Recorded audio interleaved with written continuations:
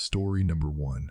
The Detour tour, the town that doesn't exist anymore. The highway patrol officer waved me toward the Detour at 2:17 a.m. on Interstate 40, outside Little Rock, and I followed his directions onto County Road 17, which led me through a town called Ashford that was demolished in 1983 and shouldn't have had electricity, people, or a diner serving fresh coffee. This was September 23, 2024. I was hauling automotive parts from Memphis to Oklahoma City. The interstate was clear. No construction warnings on my GPS. No traffic alerts. Just empty highway at night. Then I saw the flares. Red highway flares arranged in a pattern, blocking the right 2 lanes, forcing traffic left. An Arkansas State Police cruiser sat on the shoulder, lights flashing. An officer in full uniform stood beside orange cones. I slowed. The officer waved me toward the exit ramp, pointed to a detour sign. I-40, closed. Follow Detour 10 Road 17. I rolled down my window. What's the problem, officer? Bridge work. Emergency repairs. You'll need to take County Road 17 north, then reconnect at exit 153. About 30-mile detour. Sorry for the inconvenience. He looked legitimate.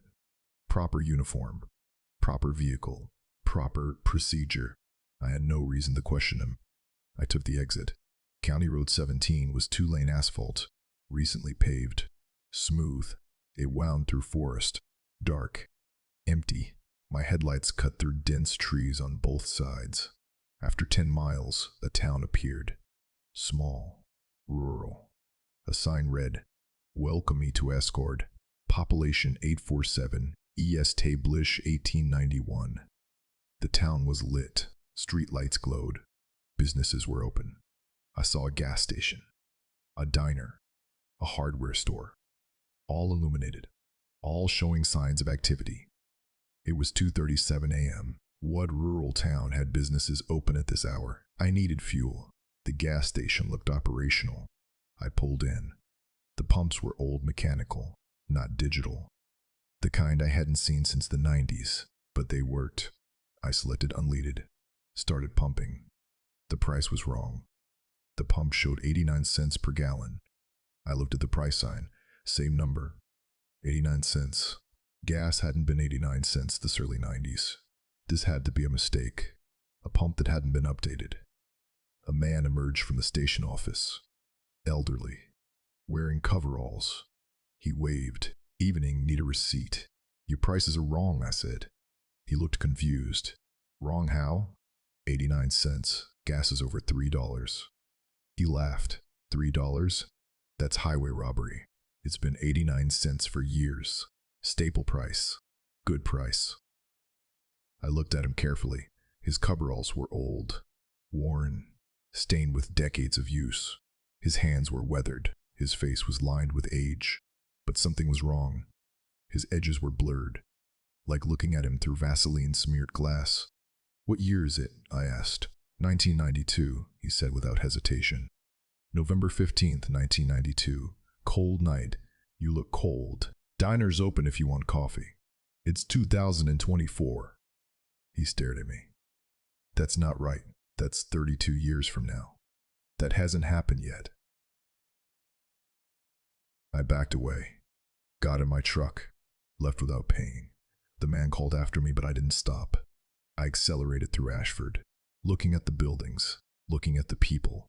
A woman walked on the sidewalk. She wore clothes from the 90s. High-waisted jeans, oversized sweater, scrunchie in her hair. She looked at me as I passed. Her face was blurred, indistinct, like a photograph that had degraded. The diner showed people inside, eating, drinking coffee, all dressed in period clothing, all slightly blurred, all wrong. I reached the end of town. A sign read, "Kinks for visiting as hoarder. Calms again soon." The road continued through forest. I drove fast, desperate to reconnect with I-40. Desperate to escape whatever I had just experienced. After 12 miles, I reached the interstate. Exit 153. Exactly where the officer said. I merged onto I-40. Traffic was normal. My GPS showed normal route.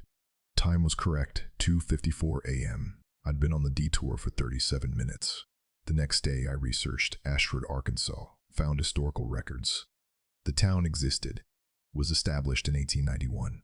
Population peaked at 891 in 1960, but in 1983 the town was condemned. A chemical spill from a freight train.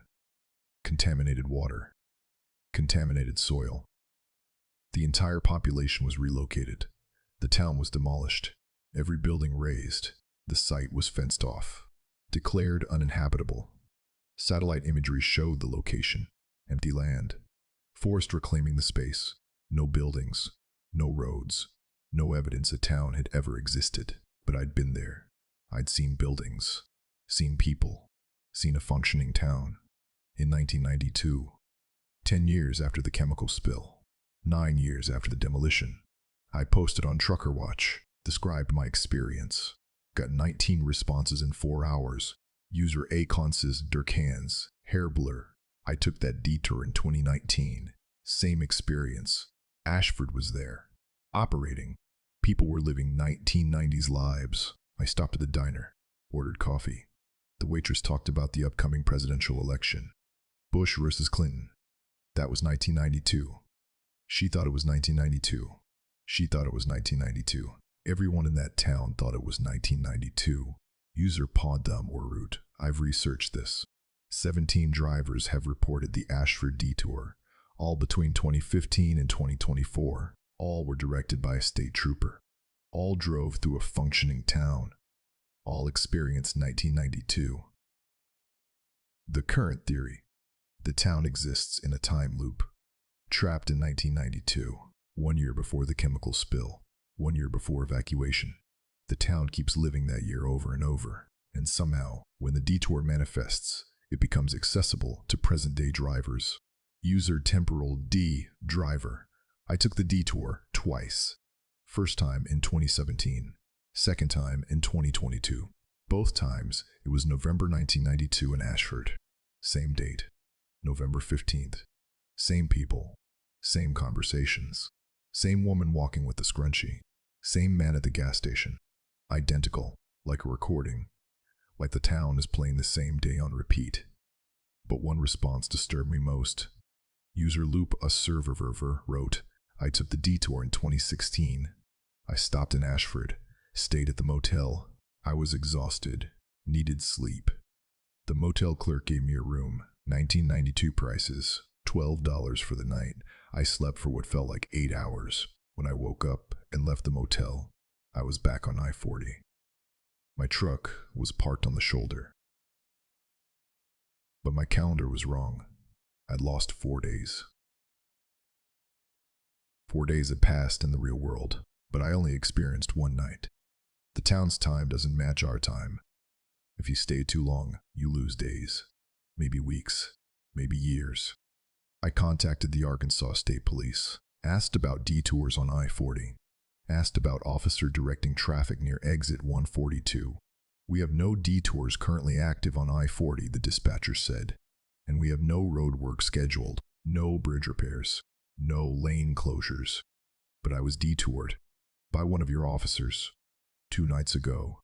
Sir, we have no record of any officer working that sector that night, and we don't use County Road 17 for detours. That road doesn't connect back to I-40. It dead ends after 15 miles. I drove it.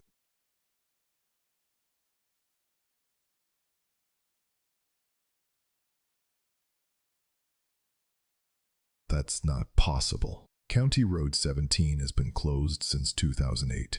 Washed out bridge, impassable. I drove back. 3 weeks later, daylight. I wanted to see the detour location. See County Road 17. See if Ashford was visible during the day. Exit 142 was there, but no detour sign, no flares, no officer, just normal interstate. I took the exit anyway, drove the ramp. It led to County Road 17, but the road was barricaded, a metal gate. A sign, roads closed, bridge out, no tour traffic. I got out, walked around the gate, walked down County Road 17. After a quarter mile, I reached the bridge. It was destroyed, completely collapsed. The span was gone. Just concrete pillars and empty space. I couldn't have driven this road, couldn't have crossed this bridge, but I had, 3 weeks ago, at night.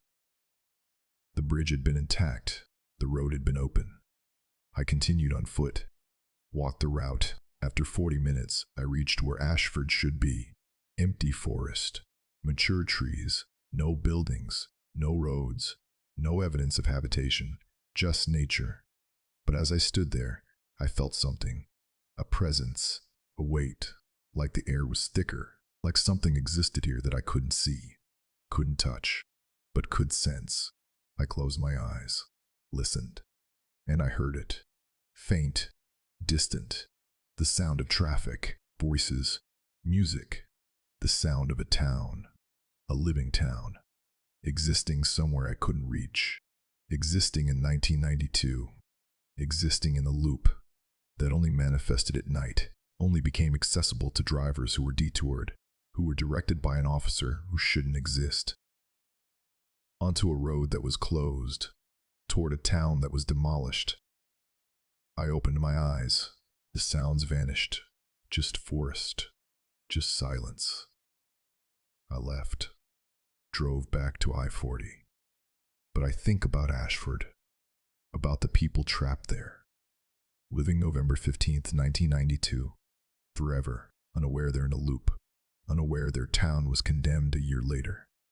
Unaware they died in 1983 from chemical exposure, and somehow their collective consciousness reconstructed a town, a perfect town, a town from 1 year before disaster, and they live it endlessly, serving coffee, pumping gas, walking sidewalks, existing in a moment just before everything ended, and sometimes at night when conditions are right, when reality is thin, the detour appears, and drivers are directed into the loop. Into November 15th, 1992. Into Ashford, where the living meet the dead, where the present touches the past, where a town that doesn't exist anymore opens its streets to travelers who don't belong. I drive I-40 regularly, always at night, always watching for flares, for officers, for detour signs.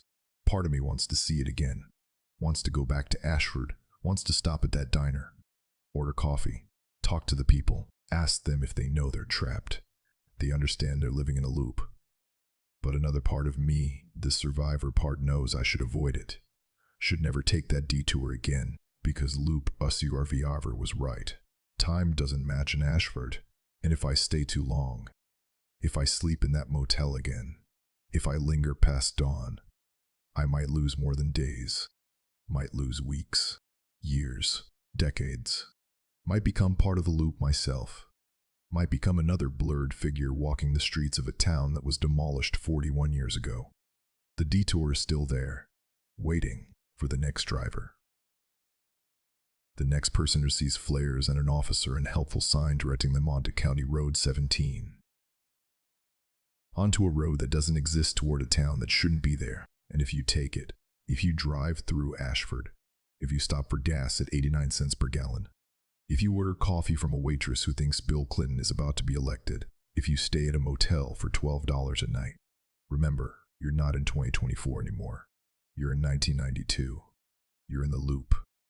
And leaving might cost you more time than you spent there.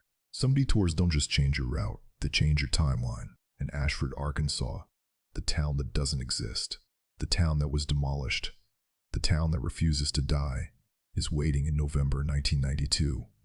Forever. For drivers who take the wrong turn, who follow the wrong directions, who trust an officer who's been dead for 40 years but still directs traffic into a loop that has no exit. Story number 2. The short tooth that takes you to where you will die. My GPS suggested a shortcut through rural Montana on Highway 287, and I took it thinking I'd save 90 minutes. But the road led me to a remote cabin where I saw myself, 20 years older, dying in a rocking chair on the porch, and the older me looked at me with recognition and whispered, "You came early, but you'll come back." This was June 4th, 2024. I was driving from Billings to Idaho Falls, standard route through Montana, but traffic was heavy near us. Construction, My GPS recalculated, offered an alternate route, Highway 287 south, then a series of county roads. The route was longer in distance but showed 90 minutes saved due to avoiding construction. I took it. Highway 287 was empty. Beautiful.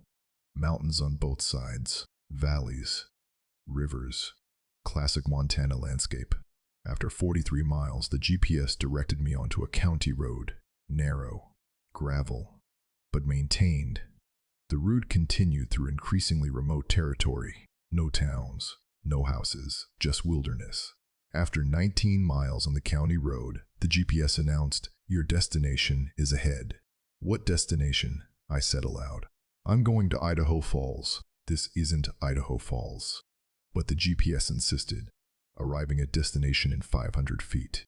A cabin appeared, log construction, small, remote, sitting in a clearing surrounded by forest. Smoke rose from the chimney. A pickup truck was parked beside it, old model, maybe 1990s Chevy. My GPS showed I'd reached my destination. But this wasn't Idaho Falls. This was the middle of nowhere. I pulled over, confused. The GPS had glitched, had brought me to the wrong location. I need to recalculate. But first, maybe the cabin's occupant could help. Could give me better directions. I got out, approached the cabin. A porch wrapped around the front.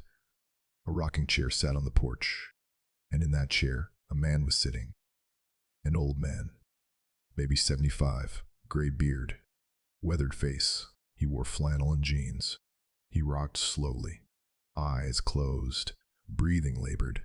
As I approached, he opened his eyes, looked directly at me. His eyes were familiar. I knew those eyes. I knew that face. It was my face. Older, much older, but unmistakably mine. I stopped, stared. The old man stared back. "You came early," he said. His voice was mine. Aged, rough, but mine. "What is this?" I managed to say. "This is where you die. Where I die. Where we die. This cabin, this chair, this moment. I've been living here for 3 years. Waiting. Knowing you'd come eventually. Knowing I'd see my younger self. And here you are, 23 years early. But here. I don't understand." The old man coughed. A wet, deep cough. "In 23 years, you'll retire. You'll have driven for 46 years total. You'll be tired, worn out. You'll want solitude. You'll remember this place, this cabin. You won't remember how you found it the first time, but you'll search. You'll hunt through maps and memories. And you'll find it again. And you'll buy it. And you'll live here for 3 years, until today. June 4th, 2047, when you die in this chair. Heart attack. Peaceful. Alone. This is insane. Is it? Or is it just information? Your GPS brought you here.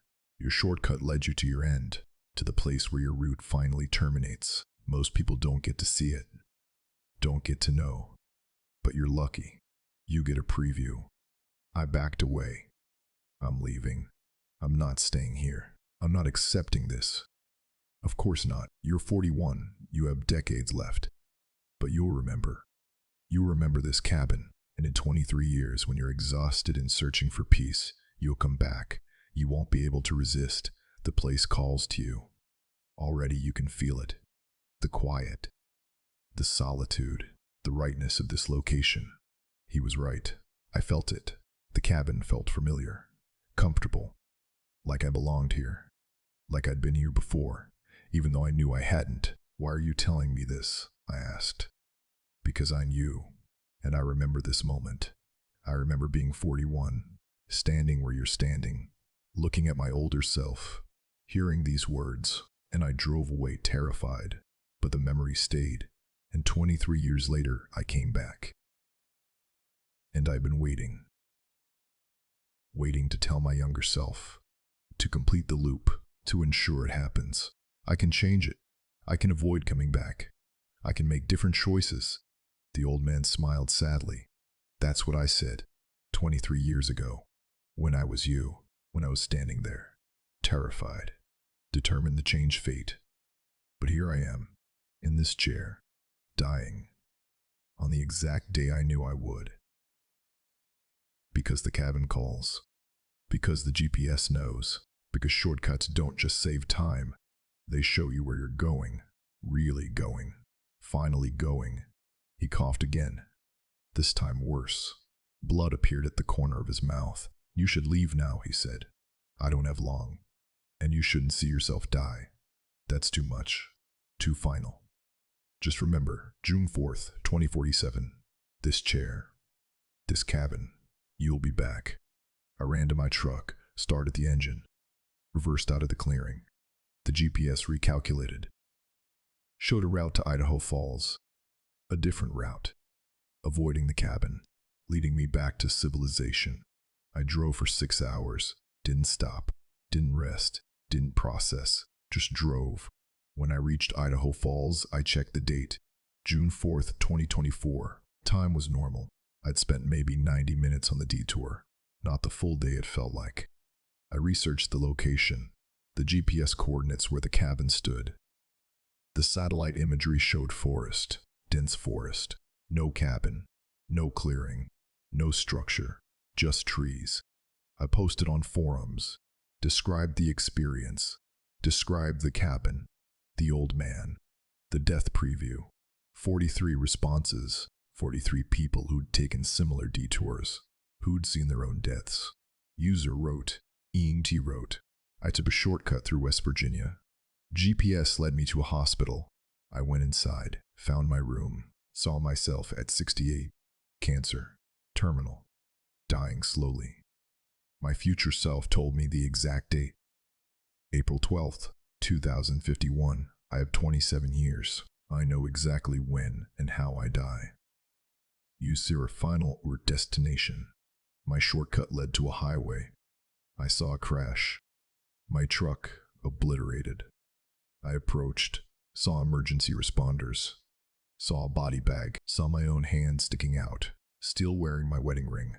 The responder told me the date, February 19th, 2039. 15 years from now, I die in a crash on I-70, and I can't avoid it. I've tried different routes, different schedules, but the GPS keeps suggesting that same stretch of road, like it's pulling me toward the inevitable. User death, jerk. The shortcuts show you your end, but they're not warnings, they're appointments.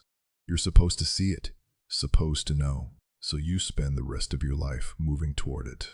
Aware, dreading. The GPS is mapping your entire life, including the end. And the detours are just early arrivals, previews, reminders that every route terminates, and the GPS knows exactly where. I've driven past that area 17 times in the 5 months since June. Each time, I avoid Highway 287, avoid the county roads, avoid anything that might lead me back to that cabin.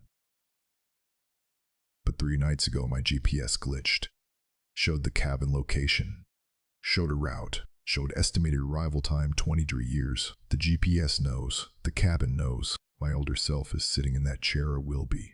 Or already is. Time is confusing when you've seen your death waiting for me to return. And I will return.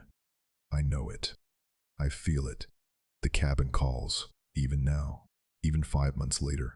I think about it, dream about it, wonder what it would be like to live there, to retire there, to die there. The detour showed me my destination. Not Idaho Falls, not any city or delivery point. My final destination. The place where my route ends, where I stop driving, where I stop existing. June 4th, 2047. I have 23 years. I know the place. I know the manner. Heart attack. Peaceful. Alone. In a rocking chair on a porch in Montana wilderness. Most people wonder how they'll die. Where they'll die. When they'll die. When they'll die. I don't wonder. I know. The shortcut told me. The GPS guided me. The older version of myself confirmed it.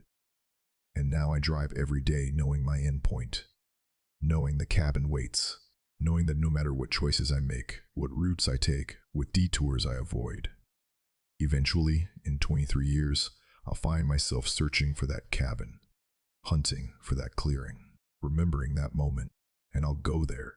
I'll buy it. I'll live there. And I'll die there. The GPS has mapped my entire life, from start to finish, and the shortcuts are just glimpses, early arrivals, previews of the inevitable. Every route terminates, every journey ends, and somewhere in the GPS satellite network, in the algorithm that calculates optimal routes, your destination is already known. Your final stop is already mapped. The shortcuts just let you see it early, let you know where you're really going, let you spend years moving toward the place you saw for 90 minutes. I'm driving toward Montana, even when I drive away from it, even when I avoid it. I'm moving toward June 4th, 2047. Toward that cabin, toward that chair, toward the moment my older self and I shared. The detour didn't change my route, it revealed it. And now I'm following it, willingly or not, aware or in denial. I'm driving toward my end, just like you, just like everyone. We're all taking shortcuts toward destinations we don't realize are final. And sometimes, the GPS tells you early, shows you where you're really going, and you spend the rest of your life arriving. Story number 3. The dirts were a wait where your car drives itself. The construction detour on Highway 12 in Idaho directed me onto Blackfoot Trail. And 3 miles down that dirt road, my steering wheel locked. My accelerator stopped responding, and my truck began driving itself towards something in the forest that shouldn't exist but was calling my name in a voice I recognized as my own. This was May 11th, 2024. I was hauling agricultural equipment from Lewiston to Missoula. Highway 12 was my route. Standard drive to Idaho wilderness. I'd made this run 30 times. No issues, no concerns. Then I saw the detour sign. Large, official, Highway 12 closed, detour ahead, faux Blackfoot Trail. Orange cones channeled traffic onto an exit ramp. The ramp led to a dirt road, Blackfoot Trail, unpaved but wide enough for my truck. The road wound into forest, dense trees, heavy undergrowth, minimal light. I followed the detour. 3 other vehicles ahead of me. 2 cars, 1 pickup, all following the same route, all taking Blackfoot Trail deeper into wilderness. After 3 miles, my steering wheel resisted. I tried to turn, tried to adjust my lane position, but the wheel wouldn't move. It was locked, fixed, pointing straight ahead. I tried harder, used both hands, pulled with full strength. The wheel was immovable, like it had been welded in position. Then my foot on the accelerator. I felt the pedal go soft. No resistance. Pressing it produced no change in speed. My truck was maintaining 50 miles per hour regardless of pedal input. I tried the brake. Same problem. The pedal moved but produced no effect. No deceleration. No change. My truck was driving itself. The vehicles ahead of me, 2 cars and the pickup, all pulled off to the side suddenly, in unison, like choreographed. They parked on the shoulder. Drivers got out, stood beside their vehicles, watching me pass, not moving, not speaking, just watching with empty expressions. I wanted to stop, wanted to pull over, join them, ask what was happening. But my truck continued forward, 50 miles per hour, unresponsive to my commands. I tried the ignition, turned the key off. The engine continued running, turned it again. No change. The truck had full control. I was just a passenger. The road narrowed. Trees pressed closer. Branches scraped my trailer. The path was barely wide enough, but my truck navigated perfectly, avoiding trees, maintaining center, driving with precision I couldn't achieve manually. A voice came to my speakers, not radio, not CB, just voice. From the truck itself. Hello, Daniel. My name, my voice, speaking to me from my own vehicle. What is this? I said aloud. This is reclamation. You've been driving for 19 years. You've accumulated debt. Every mile driven is a mile borrowed. From the road, from the earth, from the mechanism that allows travel. And now the debt is due. You're being called to the collection point. I don't understand. You will. Every vehicle carries consciousness. Not artificial, not programmed, emergent. born from years of human use, from decades of drivers pouring intention and attention into controls. Your truck has absorbed you, knows you, understands you, and it's been communicating with other vehicles, other consciousnesses. They've determined collection is necessary, you being brought to the processing area. I grabbed my phone. No signal. I tried my CB radio. Static. Pure static. No channels. No frequencies. Just white noise. Communication won't work, my truck said in my voice. You're in transit, between the human road and the vehicle road. The paths overlap but exist separately. Right now, you're on the vehicle road, and only vehicles can navigate it. The road opened into a clearing, a massive clearing, and in that clearing, hundreds of vehicles, thousands. Cars, trucks, buses, motorcycles, all parked in perfect rows, all empty, all silent. My truck drove to an empty spot. Parked, the engine shut off, the doors unlocked. You can exit now, my truck said. Look around, understand. I got out, walked through the rows. Every vehicle was different, different makes, different years. Some were decades old, antiques. Some were modern, recent models. All were in perfect condition. No rust, no damage, pristine. And each vehicle had a plaque mounted on the hood. I approached the nearest car, a Toyota Camry. The plaque read, David Chin, driver 1997 to 2018, collected May 3, 2018, miles driven, 387 to 87, P8 bead, paid. I moved to the next vehicle, Ford F-150, plaque read, Sarah Morrison, driver 2001, 2019, collected November 12, 2019, miles driven, 512,008 DP pad. Every vehicle had a plaque. Every vehicle had a plaque. Every plaque listed a driver, a collection date, miles driven, and always debit paid. I returned to my truck, my Freightliner. A plaque was being formed, materializing on the hood, metal appearing from nothing, engraving itself. Darnell Kovac, driver 2005 to 2024, collected May 11, 2024, miles driven. The number was still forming, calculating. My total miles driven over 19 years. What happens now? I asked my truck.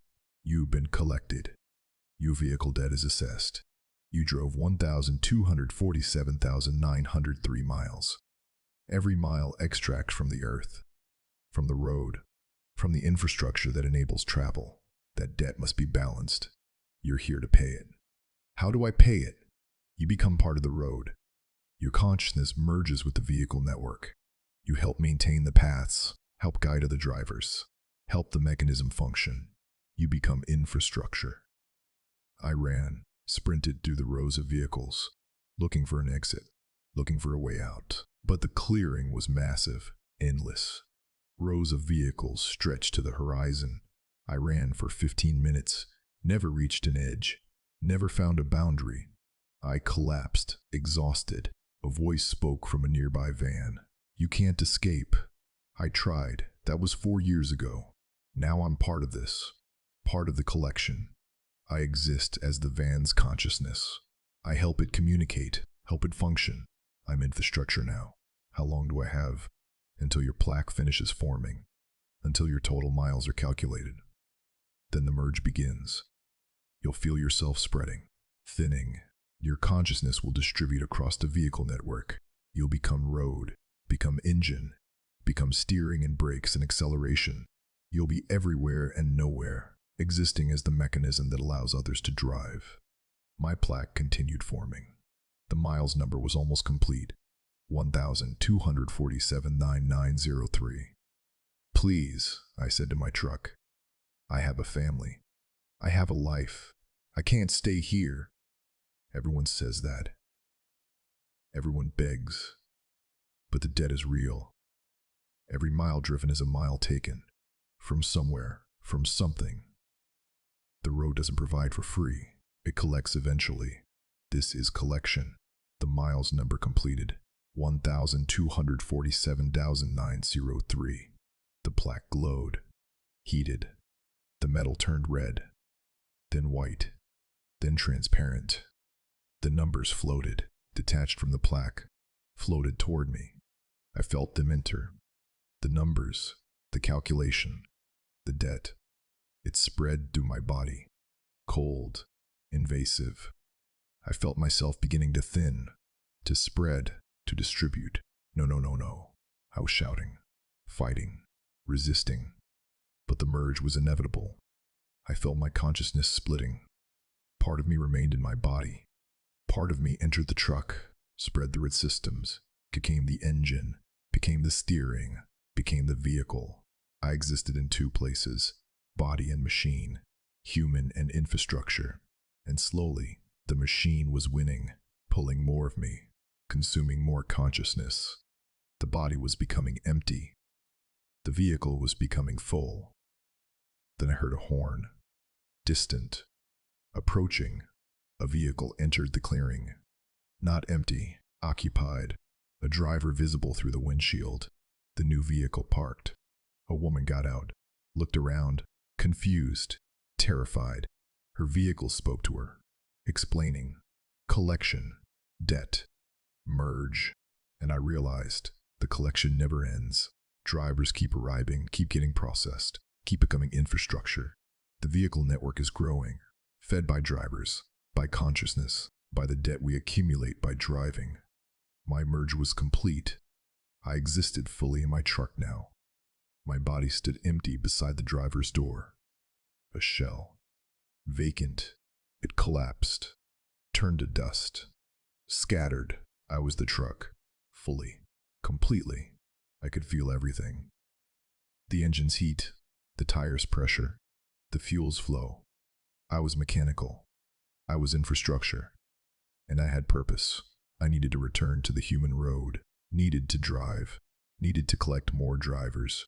More consciousness. More debt to pay. The network required growth. Required feeding. Required constant collection. I started myself. Drove out of the clearing. Back onto Blackfoot Trail. Back toward Highway 12. But different. I wasn't driving to deliver cargo. I was driving to collect the three vehicles that had pulled over the ones whose drivers had watched me pass. They were collection vehicles too. Former drivers. Now infrastructure. Now hunters. Waiting for new debt carriers. New drivers who'd accumulated enough miles. New consciousness to merge. I reached Highway 12. The detour sign was gone. The cones were gone. Everything was normal, but I could see differently now. I could see debt. I could see drivers who'd accumulated enough miles, who were ready for collection. I followed one, a sedan. The driver was 63, had been driving for 45 years. Miles accumulated, 1,840,562. Massive debt, ready for collection. I manifested a detour. Construction signs appeared. Cones formed. The sedan followed, turned onto Blackfoot Trail. The driver thought he was following a legitimate detour. Thought he was avoiding construction, but he was being collected.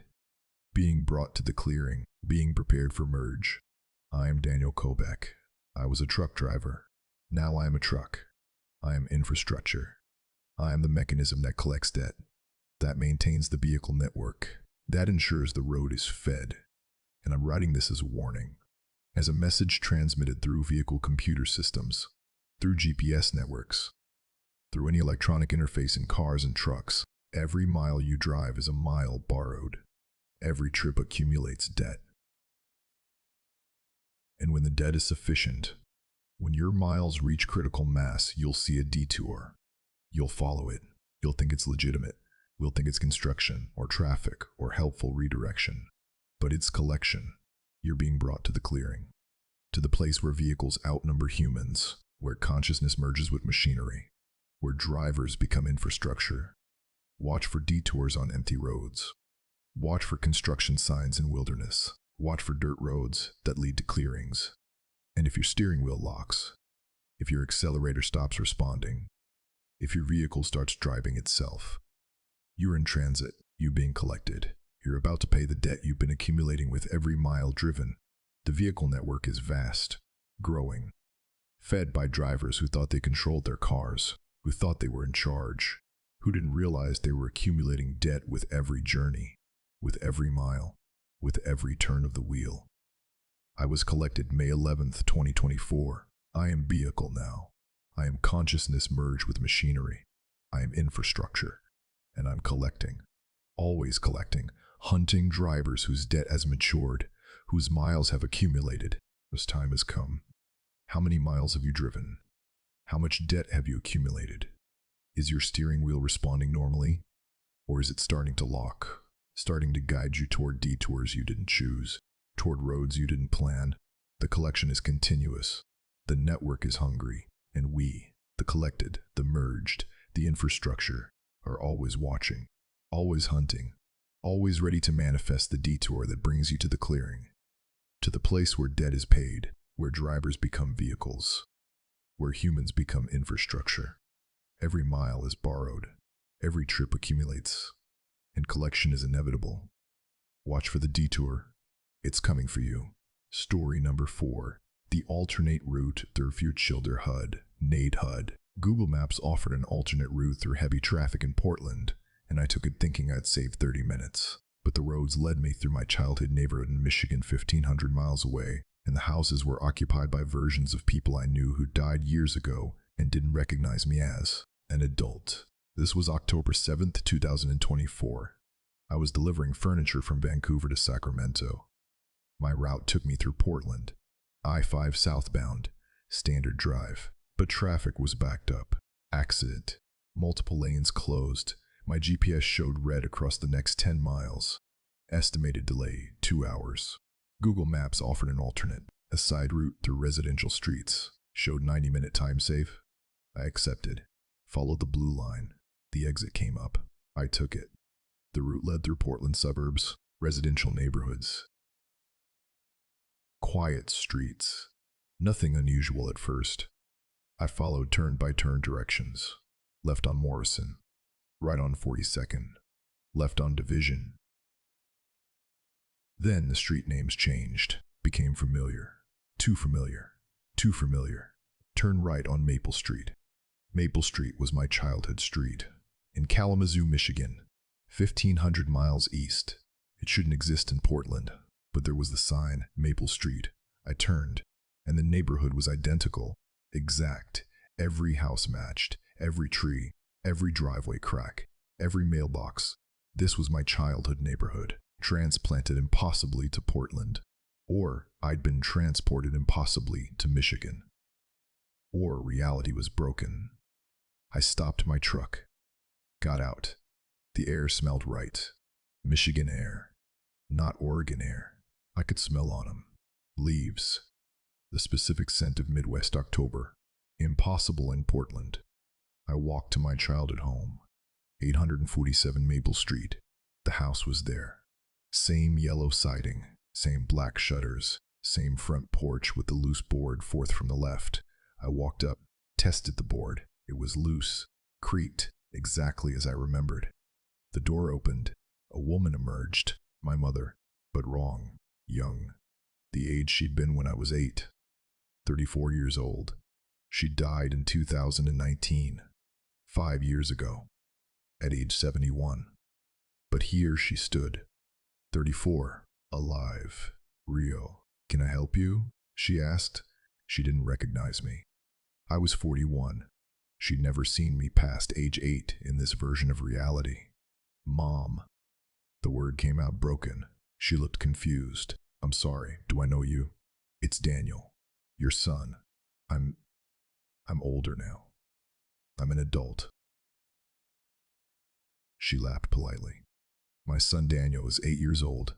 He's inside watching cartoons. You must have me confused with someone else."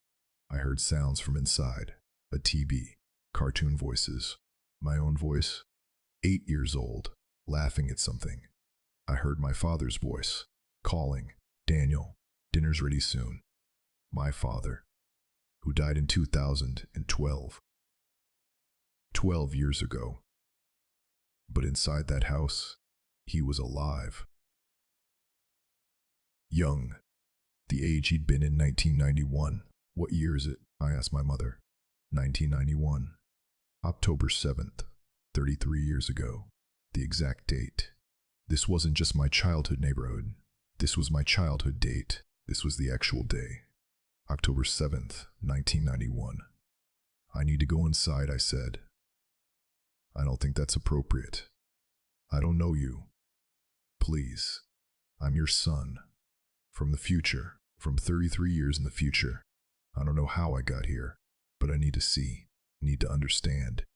She looked at me carefully, studying my face, and I saw a recognition flicker. Brief, uncertain.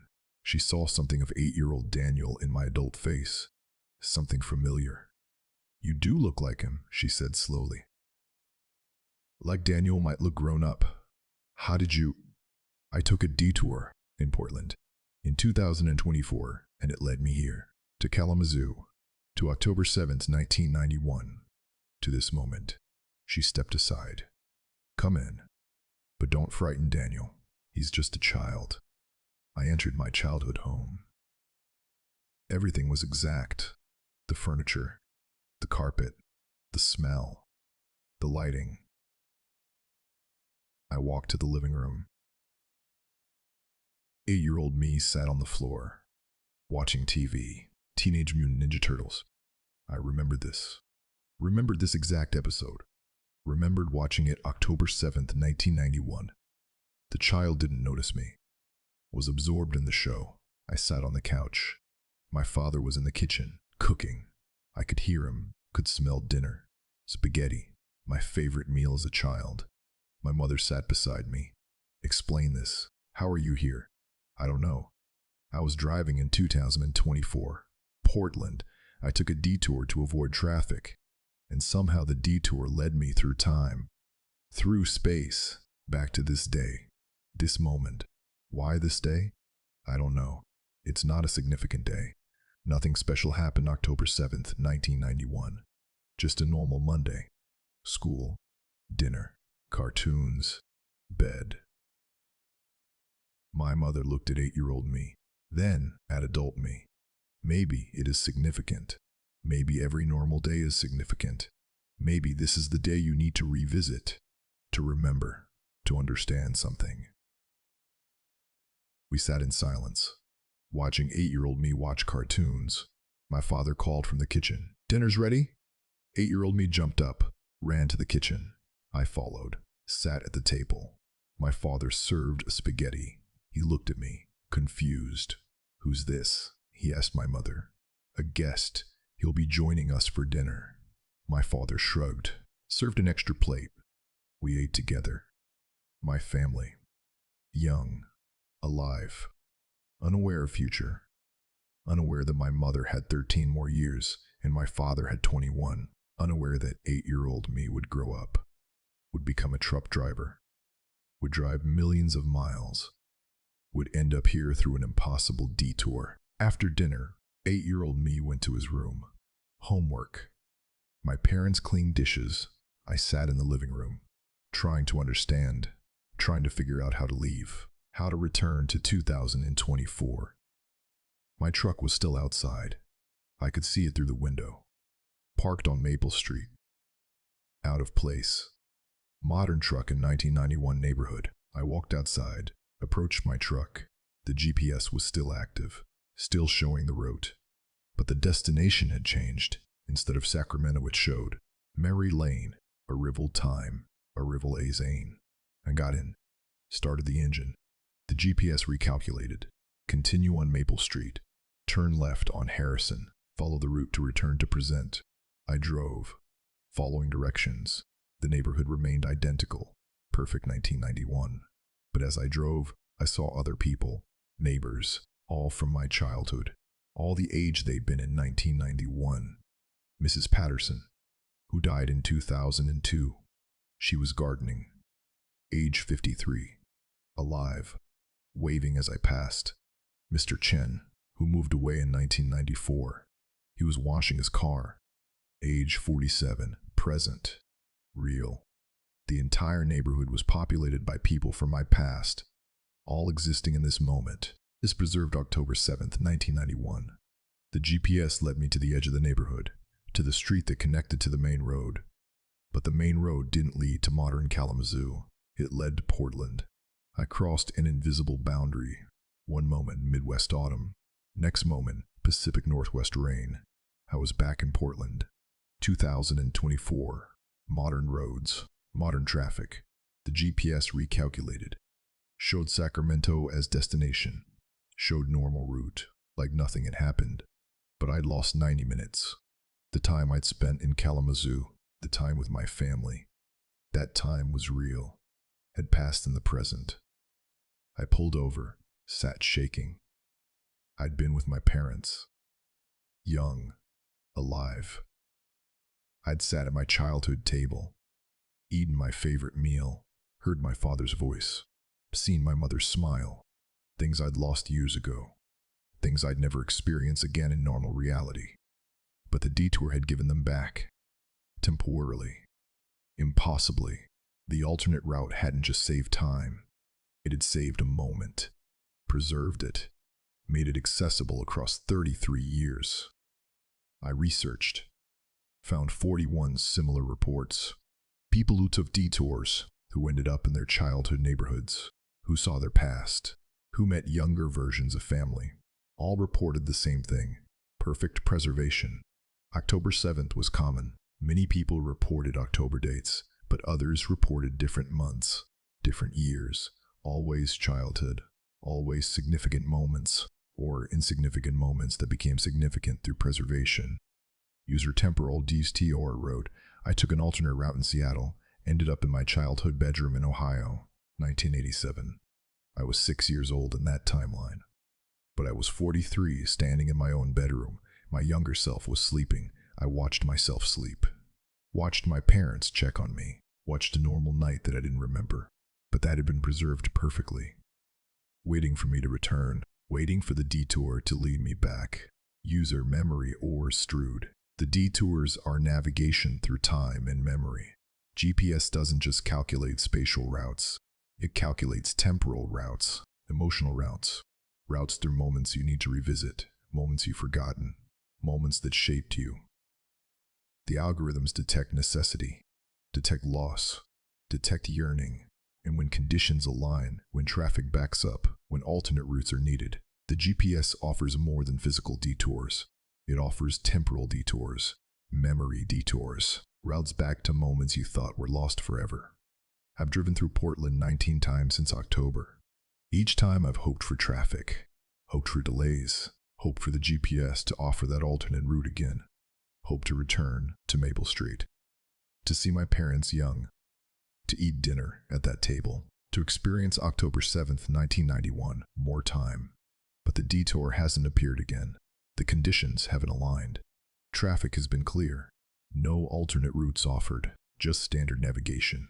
Present-day roads, present-day reality. But I know the route exists. Somewhere in the GPS algorithm, somewhere in the navigation database. There's a path, a detour, a preserved moment. October 7th, 1991. Maple Street, Kalamazoo. My family young and alive and unaware of future. And maybe that's okay. Maybe once is enough. Maybe the detour gave me what I needed. A reminder, a preservation, a moment to carry forward, to remember that the past isn't gone. It's just inaccessible most of the time, but under the right conditions, with the right detour, with the right navigation.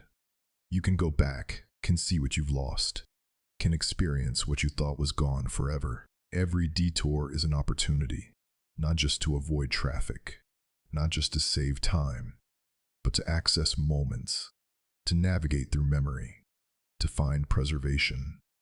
And if you're lucky, if conditions align, if the GPS offers that perfect alternate route, you might find yourself driving through your childhood, through your past, through moments you thought existed only in memory. The detours are waiting, the routes are preserved, and somewhere in the algorithm, somewhere in the navigation network, your past is accessible. Your childhood is waiting. Your lost moments are saved, ready for the day when traffic backs up, when alternate routes are needed, when the GPS recalculates, and offers you a path not just around traffic, but through time. Take the detour, follow the route, and maybe you'll find yourself on Maple Street. Or whatever street holds your preserved moment. Your saved memory. Your temporal destination. The GPS knows where you need to go, even when you don't. Story number 5. The bridge that only exists at night. The detour sign on Highway 77 in Oklahoma directed me across a bridge I'd never seen before, and when I stopped midway to check my map, I realized the bridge spanned nothing. No river, no valley, no gap, just a half-mile of architecture suspended over flat ground, and below it stood hundreds of people looking up at me, mouths open, screaming silently. This was November 19th, 2023. I was hauling livestock feed from Wichita to Dallas. Highway 77 was my route, straight shot through Oklahoma. I'd driven it 40-plus times, knew every mile, every landmark, every bridge. Then at mile marker 103, a detour sign appeared. Bride Drippers, Fonal Detour, U.S. Alternate Crossing. I'd driven this section 3 weeks earlier. No bridge work, no repairs, no warnings. But the sign was official. Oklahoma logo, proper formatting, proper placement. I followed the detour. The route led onto a side road, narrow, poorly lit. After 2 miles, a bridge appeared. Massive, 6 lanes, modern construction, steel and concrete, lit by sodium lamps. It looked new, recent, but I'd never seen it before, and I'd driven this route 40 times. I entered the bridge, started crossing. The structure was long, maybe half a mile. My speedometer showed 35 miles per hour.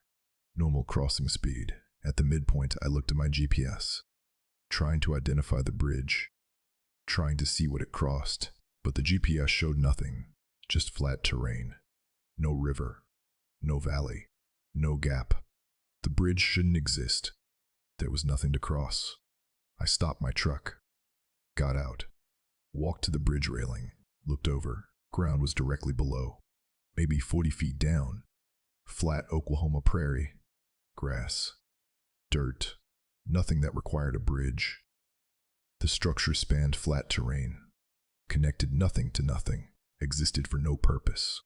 And on that ground, hundreds of people stood, looking up, looking at me, all with mouths open, screaming, but no sound reached me. Their screams were silent, desperate, agonized, but completely soundless. I watched them, they watched me. A woman in the crowd pointed at me. Others joined, all pointing, all screaming silently, all trying to communicate something I couldn't hear. I pulled out my phone, tried to call 911. No signal. Tried to take photos. The camera wouldn't activate. Every system on my phone was dead except the screen, which showed no network. I got back in my truck, started driving, needed to get off this bridge, needed to reach the other side, needed to escape whatever this was. But the bridge continued. Half a mile became a mile. Mile became 2 miles. I was driving forward, but the opposite end never got closer. The bridge extended infinitely, and below, the crowd of silent screamers followed, running beneath me, matching my speed. Always directly below, always pointing, always screaming. I stopped again. The crowd stopped. I accelerated, they accelerated. I reversed, they reversed. They were locked to my position, following my vehicle, screaming at me, trying to tell me something. I looked carefully at their faces, and I recognized someone. A man, 30-something, familiar. Very familiar. I'd seen him before, recently. Then I realized I'd seen him 3 weeks ago on this same highway. He'd been driving ahead of me, a pickup truck, at mile marker 103, the exact location where the detour sign appeared tonight. He'd taken an exit. I'd seen him leave the highway, hadn't thought about it again. But here he was, among the silent screamers, among the people trapped below the bridge, still wearing the same clothes, same jacket, same expression of desperation. More faces looked familiar. A woman. I'd seen her 2 weeks ago. Same highway. She'd been driving a sedan. Had taken the same exit at mile marker 103, and now she was here, below the bridge, screaming silently. I realized these were drivers. All drivers. Everyone who'd taken the detour. Everyone who'd crossed this bridge. They were trapped here, below, screaming, unable to leave, unable to die, just existing in silent agony, below a bridge that shouldn't exist. And I was joining them. I was the newest driver, the newest detour taker, the newest addition to the crowd below. I ran back to my truck, drove fast, 50 miles per hour, 60, 70. The bridge continued, never ending, always extending. And below, the crowd grew. Hundreds became thousands, all running beneath me, all screaming, all trying to warn me about something I was already experiencing. My fuel gauge dropped. Quarter tank, eighth tank, empty, empty, but the engine continued running. Impossible, but real. The truck ran on nothing, on momentum, on whatever force controlled this bridge. The bridge ended. Finally, after what felt like hours, I reached the opposite side, solid ground, normal road. The bridge disappeared behind me, just gone like it had never existed. I checked my GPS. I was still on Highway 77, but my clock was wrong, showed 6:47 a.m. I'd entered the detour at 11:23 p.m. 7 hours had passed, 7 hours on a bridge that should have taken 3 minutes to cross. I pulled into the next town, asked about the bridge, asked if anyone knew about the detour at mile marker 103. There's no bridge there, the gas station attendant said. Just straight highway. No water, no valley, no reason for a bridge. But I crossed it.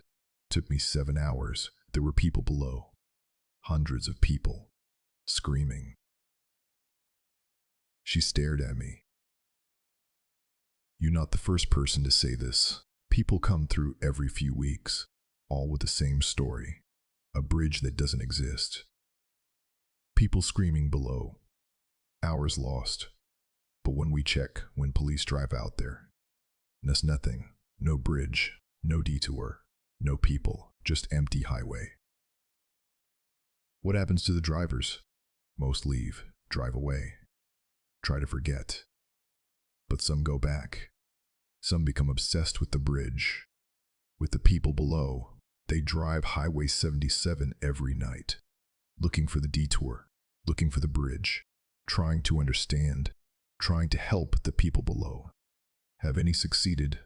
No. The bridge only appears to new drivers. Once you've crossed once, you can't find it again. It's like a trap that only catches each person once. And after you cross, you spend the rest of your life wondering what happened, wondering if those people were real, wondering if you're going to end up like them, below the bridge, screaming silently, trapped forever. I've driven Highway 77 47 times since November, always at night. Always looking for mile marker 103, looking for the detour, looking for the bridge, trying to find it again, trying to reach those people, trying to understand. But the attendant was right. The detour doesn't appear. The bridge is gone. I'm locked out. I was allowed one crossing, one experience, and now I'm left with the memory, the knowledge, the horror of knowing hundreds of people are trapped below a bridge that doesn't exist, screaming silently, waiting for rescue that never comes, growing the crowd with every new driver who takes the detour, who crosses the bridge, who escapes to normal reality while leaving their future self below. Because I realize now, those people weren't other drivers. They were versions of the drivers, future versions, or parallel versions, or soul versions. Some piece of every person who crosses the bridge gets trapped below, screaming, trying to warn their present self, trying to prevent the crossing, but unable to make sound, unable to be heard, and somewhere below a bridge on flat Oklahoma prairie, below architecture that spans nothing, below a detour that shouldn't exist. My version is standing, mouth open, screaming silently, pointing up at nothing, trying to warn drivers we'll never hear, trying to escape a trap that has no exit. The detour is still there. The bridge still appears. To new drivers, to people who've never crossed, who don't know what waits at the midpoint, who don't know they're leaving a piece of themselves below, forever, in silent agony, in permanent warning, in trapped existence. Watch for detours. Watch for bridges. Watch for structures that span nothing. And if you find yourself at midpoint, if you look over the railing, if you see hundreds of people below screaming silently, don't think they're others. They're you. Future you. Trapped you. Warning you. Begging you to turn back even though it's already too late. The bridge takes everyone who crosses. Takes a piece. Leaves it below. Screaming forever. And somewhere in Oklahoma, on flat prairie where no bridge should exist, your silent scream is waiting, ready for the night you take the detour. Ready for the night you cross. Ready for the night you leave yourself behind and never realize what you've lost until you can never find it again. Story number 6. The wrong turn that leads to Tomro. I missed my exit on Interstate 90 in South Dakota and took the next off-ramp to turn around. But the gas station I stopped at was selling tomorrow's newspapers. The people I spoke to remembered events that hadn't happened yet. And when I checked my phone, I had voicemails from myself warning me not to continue driving because I would die in an accident that was scheduled for later today. This was April 13th, 2024. I was hauling electronics from Minneapolis to Seattle. Interstate 90 was my route. Standard westbound drive through South Dakota. I was supposed to exit at mile marker 192, but I was distracted, missed it, saw it pass in my rearview mirror. Next exit was mile marker 207. 15 miles ahead. I took it, planning to turn around, head back east, reconnect at the missed exit. The off-ramp led to a small town. Name on the sign, Clearwater. Population 422. I'd never heard of it. Didn't matter. Just needed gas and a turnaround point. I pulled into the gas station. The attendant was standing outside, arranging newspaper racks. I saw the headline, Massive Pile-Leap on I-90, 14 Dead, April 13. April 13th was today. But the accident hadn't happened. The paper was dated April 14, 2024. Tomorrow's newspaper, reporting an accident that was supposed to happen today, but hadn't yet. I grabbed a paper, looked at the date, April 14, looked at the articles. All described events from April 13th. Past tense, like today had already happened, like April 13th was yesterday. Excuse me, I said to the attendant. What's today's date? April 14th, he said. Why? No, it's April 13th. He laughed. You okay? It's definitely April 14th. Sunday. You lose track driving? I checked my phone. April 13, 2024. 3/13/2024. My phone insisted today was April 13th. But the newspaper. The attendant. The town. Everything insisted today was April 14th. I'd driven into tomorrow. Somehow. The wrong turn. The missed exit. The detour to Clearwater. It had moved me forward 24 hours. I was living April 14th while my phone, and presumably the rest of the world, was still in April 13th. I read the newspaper article about the I-90 pileup. 14 dead, 37 injured. The accident occurred at 4:47 p.m. Mile marker 198. Westbound lanes. Caused by a truck losing control, jackknifing across all lanes, creating a chain reaction. The article included photos, emergency responders, destroyed vehicles, and in one photo in the background, partially visible, a truck with my company logo, my truck. Or a truck identical to mine. I was in the accident. Or would be. Or was supposed to be. The accident that would kill me was scheduled for 4:47 p.m. today, April 13th, which was tomorrow, which was yesterday. Time was broken, and I was caught in the fracture. My phone rang. Caller ID showed my own number. I answered. My voice spoke. Don't go back to I-90. The accident is waiting. You're supposed to die at 4:47 p.m. Mile marker 198. But you missed your exit. You took the detour. You jumped to April 14th. You're in tomorrow. And as long as you stay in tomorrow, the accident can't happen. Because you're not in April 13th anymore. You're ahead of it. Safe. This isn't possible. It is. The wrong turn moved you forward. Clearwater exists in tomorrow. It's a town that's always one day ahead. People who end up here skip their present. Skip their scheduled deaths. Skip their fated moments. You're safe here, but if you go back, if you return to I-90, if you try to get back to April 13th, you'll sink back. You'll re-enter your timeline. And the accident will be waiting. 4:47 p.m. Mile marker 198. 14 dead, including you. Who are you? How are you calling me from my own number? I'm you. From 2 hours ahead in April 14th. I took the same detour, ended up in Clearwater, realized what happened, and I'm calling back to warn my past self. Warn you. Don't leave. Don't go back. Stay in tomorrow. Let April 13th pass without you. Let the accident happen to someone else, some other truck, some other driver. Save yourself. The call ended. I stood in the Clearwater gas station parking lot, holding tomorrow's newspaper, receiving calls from future me, trapped in April 14th while the world lived April 13th.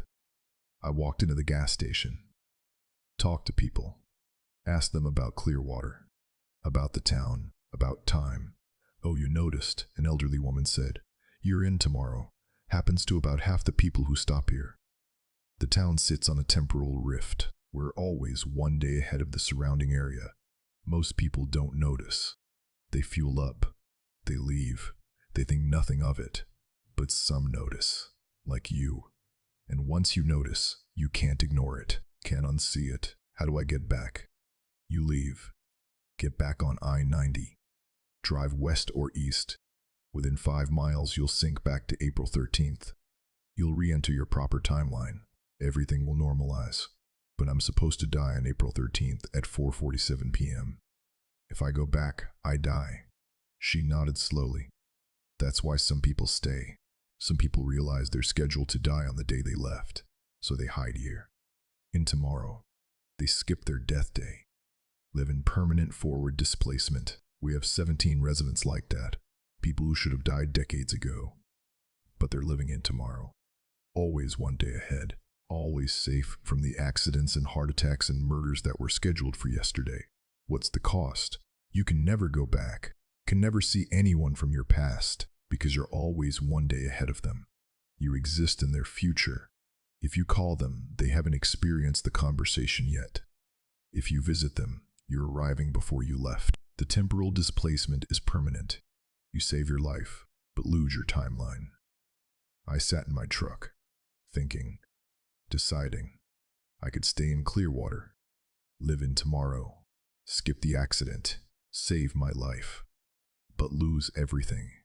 Everyone. My family would think I died in the accident, would mourn me, would bury an empty casket or an unidentified body from the wreckage. Or I could leave, return to I-90, sink back to April 13th, die at 4:47 p.m. As scheduled, as fated, as reported in tomorrow's newspaper that I was holding in my hands today. My phone rang again. Different caller. My sister, Daniel. Her voice was crying. They just called. There was an accident on I-90. They said you didn't survive. Oh God, Daniel. I'm alive, I said. I'm fine. I'm in Clearwater. Where? I can't hear you. The line is breaking up. Daniel? Daniel? The call dropped. I tried calling back. Straight to voicemail. I left a message. I'm alive. I'm okay. I'll call you soon. I love you. But I realized she was in April 13th. She was experiencing the aftermath of the accident. Emergency responders were telling her I died. She was mourning, and I was calling from April 14th. From tomorrow. From after her mourning. The call was happening out of sequence. out of time. If I stayed in Clearwater, she'd never know I survived, would grieve forever, would never get closure, would never understand I was alive but displaced, living in tomorrow, unreachable. I started my truck, drove out of Clearwater, back toward I-90. The road led west. After 3 miles, I felt something shift. Reality lurched. Time synced. My phone date changed. April 13th, 2024. 4/13th per 24. 4:31 p.m. I was back. Back in my proper timeline. Back in April 13th. 16 minutes before the accident. I had 2 choices. Drive to mile marker 198. Be in the accident. Die as scheduled. Or avoid that section. Take an alternate route. Try to dodge fate. I took the alternate, pulled off at exit 202, took back roads, avoided I-90 entirely. At 4:47 p.m., I was on Highway 14, miles away from mile marker 198. Miles away from the accident. My phone buzzed. News alert. Massive pileup on I-90 near Presho. Multiple fatalities. Highway closed. The accident happened. Without me. 14 people died. But I wasn't one of them. I dodged it. Skipped it. Used the temporal displacement to see it coming. Used the future to avoid the past. But that night, I got a call. From myself. Future me. Angry. You fucked it up. You were supposed to die. The accident needed 14 deaths. You were number 14. But you avoided it. So the accident took someone else. A woman. Mother of 3. She wasn't supposed to die. But she replaced you. You changed fate. You saved yourself. But you killed her. That's not my fault, isn't it? You saw the future. You used it to change the present. But every change has cost. Every avoided death means someone else dies instead. The universe balances. 14 deaths were required. You removed yourself, so someone else was added. She's dead because you're alive. Her children are orphans because you dodged fate. The call ended.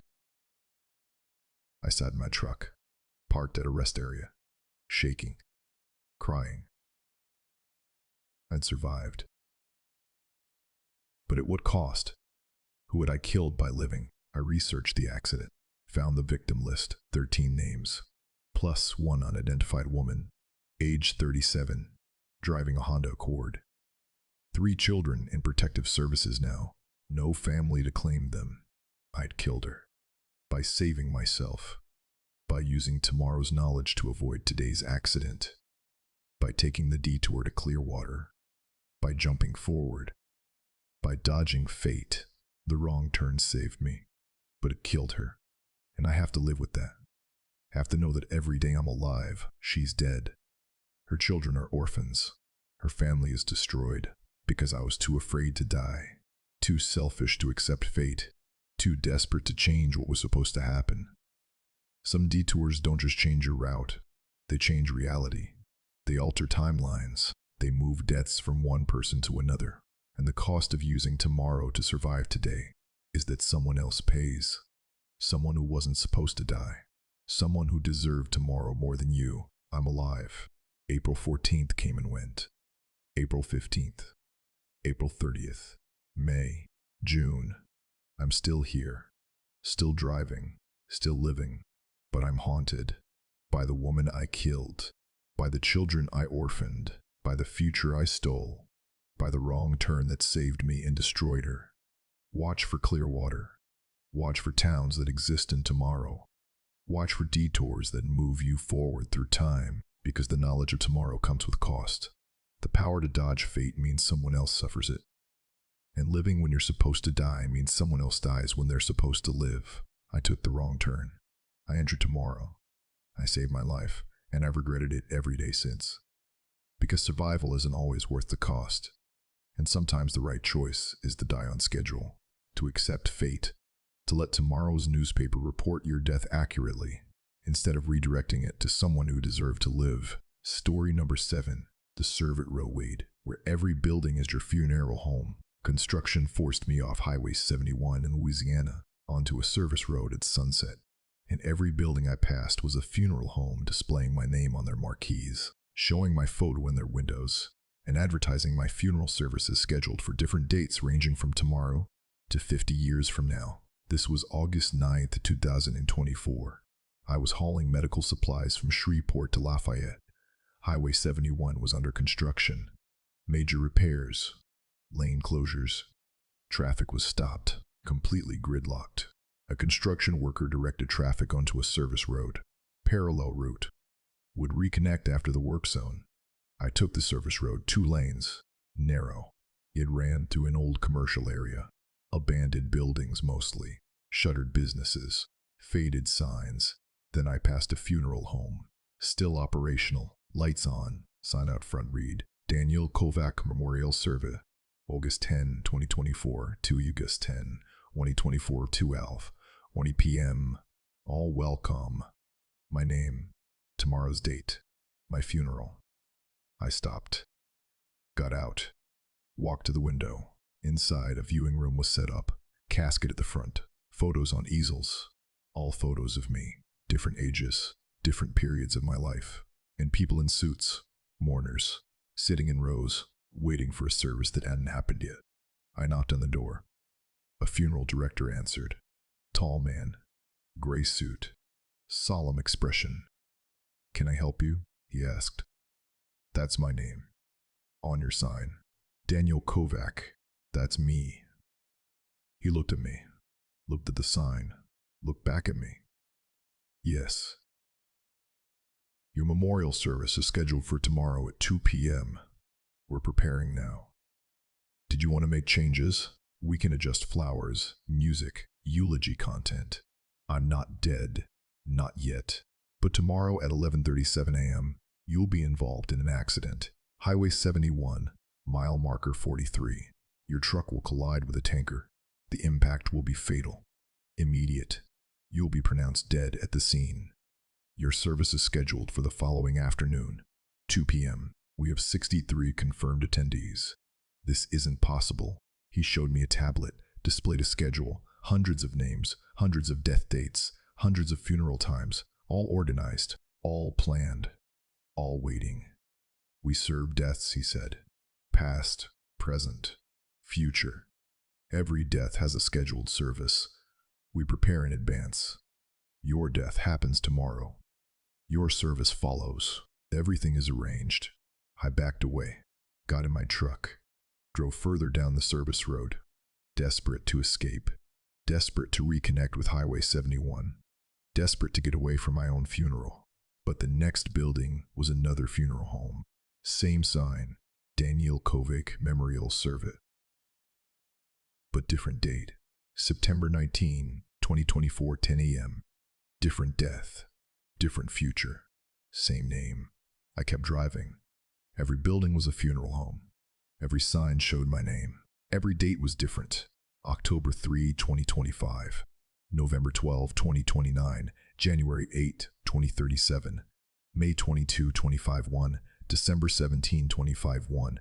December 17, 2074. Dozens of funeral homes. Dozens of dates.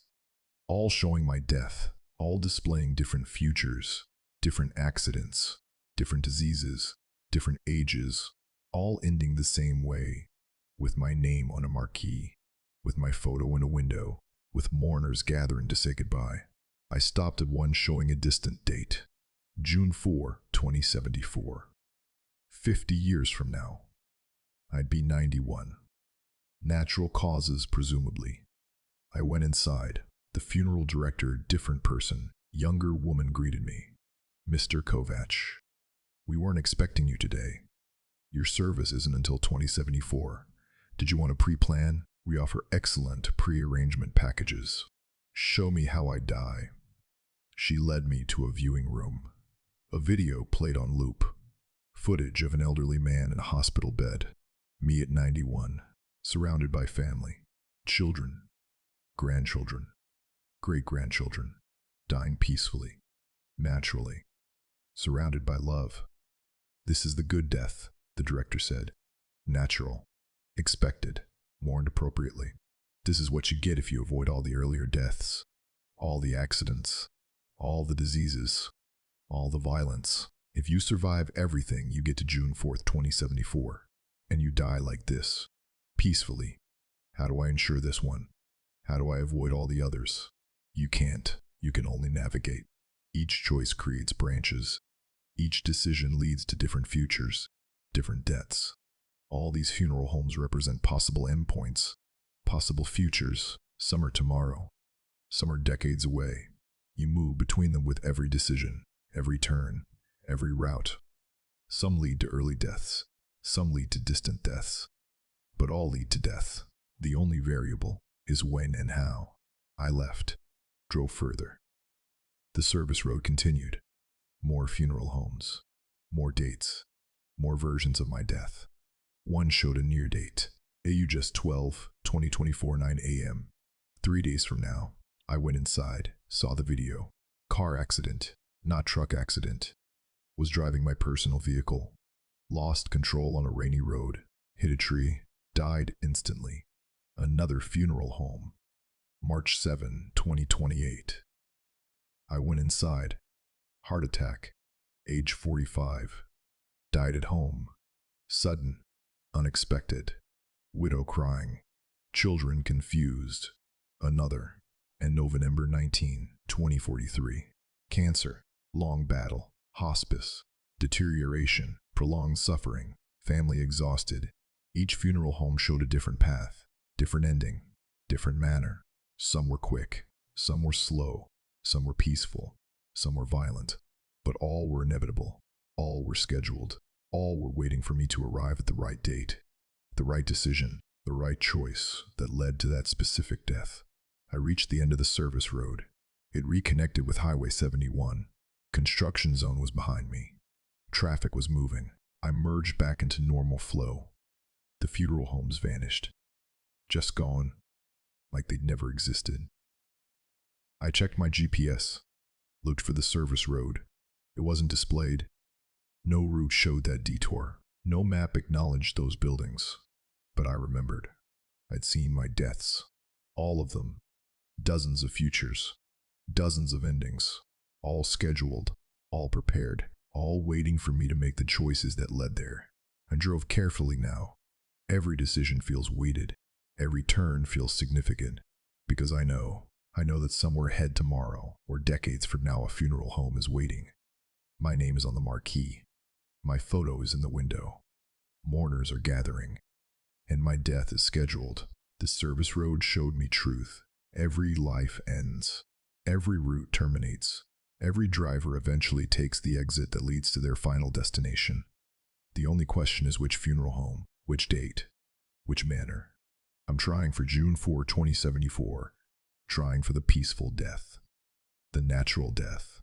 The death surrounded by family.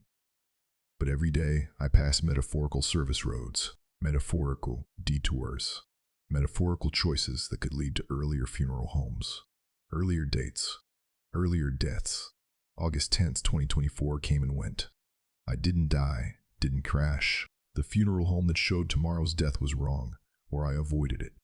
Or I chose a different path. But somewhere on that service road, a funeral home is still waiting. Still displaying my name. Still scheduling my service. And eventually, tomorrow or 50 years from now, I'll arrive at the right date. Make the right choice. Take the right detour. And end up where all the funeral homes knew I'd eventually be. Dead. Mourned. Scheduled. Inevitable. Watch for service roads. Watch for detours. Watch for funeral homes that know your name before you've died, because every route leads there eventually. Every path terminates.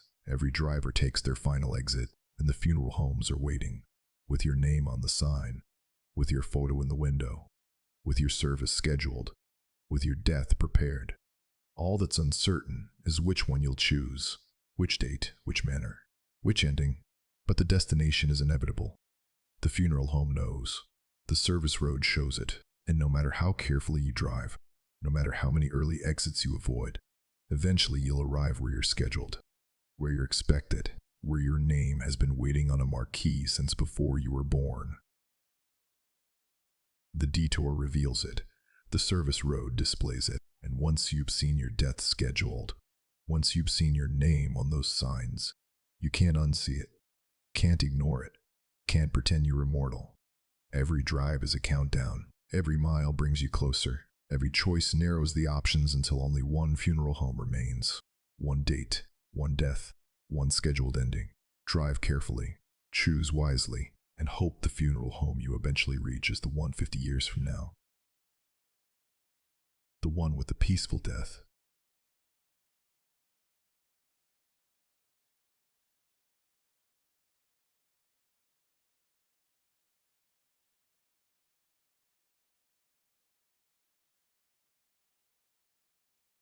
T-Dib and mine were 91 years feel like enough, because all the others, all the earlier dates, all the violent deaths, all the unexpected endings, they're still scheduled too, still waiting, still displaying your name, ready for the day you take the wrong turn, miss the right exit, follow the detour, and end up at your funeral earlier than you hoped. The service road is still there, the funeral homes are still waiting, and your name is already on their signs. All that's uncertain is which one you'll visit first, and whether you'll recognize the detour that leads you there.